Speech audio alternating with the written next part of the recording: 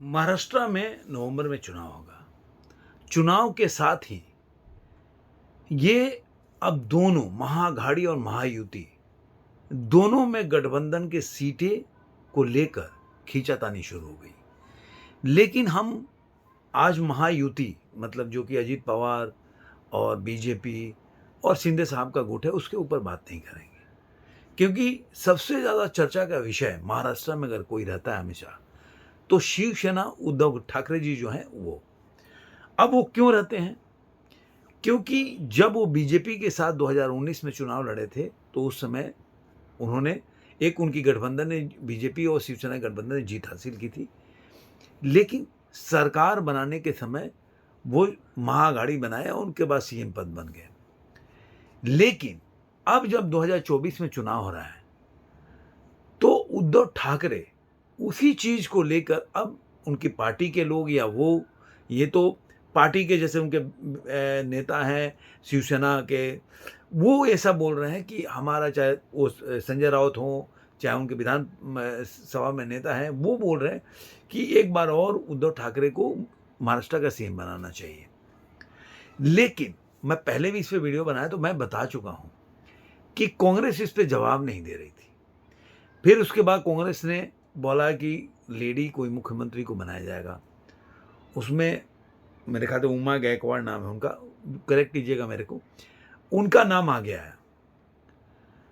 अब नया खबर क्या है?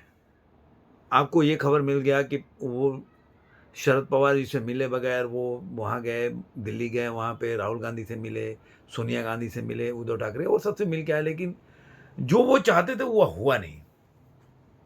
और इधर संजय राउत का अपना जिस तरह का उनका अपना तरीका है वो बयान करते रहे कि भाई उनसे बड़ा महाराष्ट्र के लोग चाहते हैं कि उद्धव ठाकरे दोबारा मुख्यमंत्री बनना चाहिए।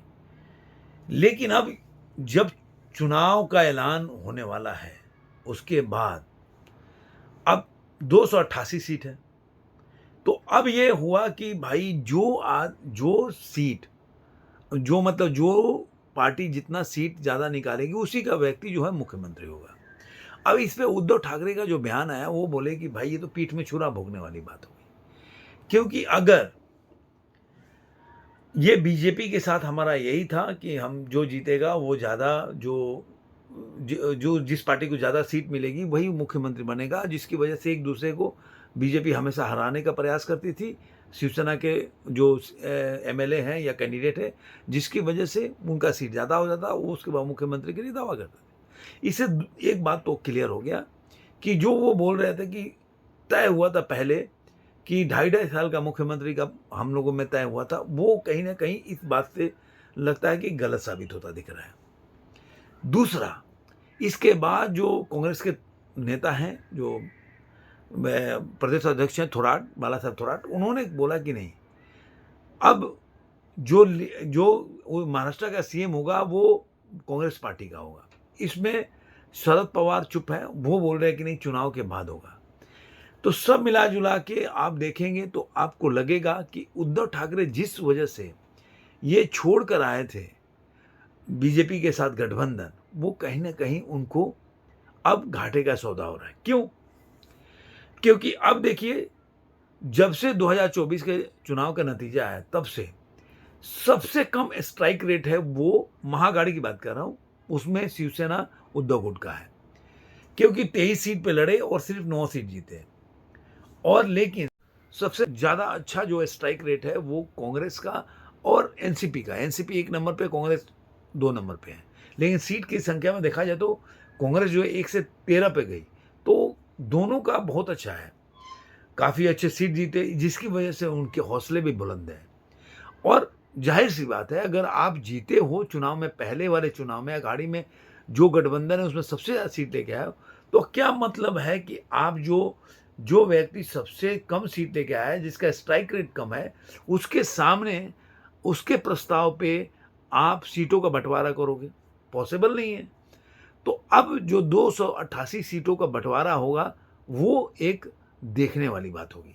इसमें मुझे लग रहा है कि सबसे ज़्यादा सीट जो कांग्रेस और एनसीपी के खाते में आएगा और सबसे कम सीट पे कहीं ना कहीं इनको कंप्रोमाइज़ करना पड़ेगा। जो बीजेपी के साथ सिर्फ 2 पार्टियों में सीट बँटा था, अब 3 पार्टियों में बँटने की वजह से, और दूसरा जो है 24 के चुनाव का जो बोल सकते हैं कि जो परफॉर्मेंस के हिसाब से जो बँटवारा होगा, वो कहीं न कहीं इनको घाटे का सौदा है।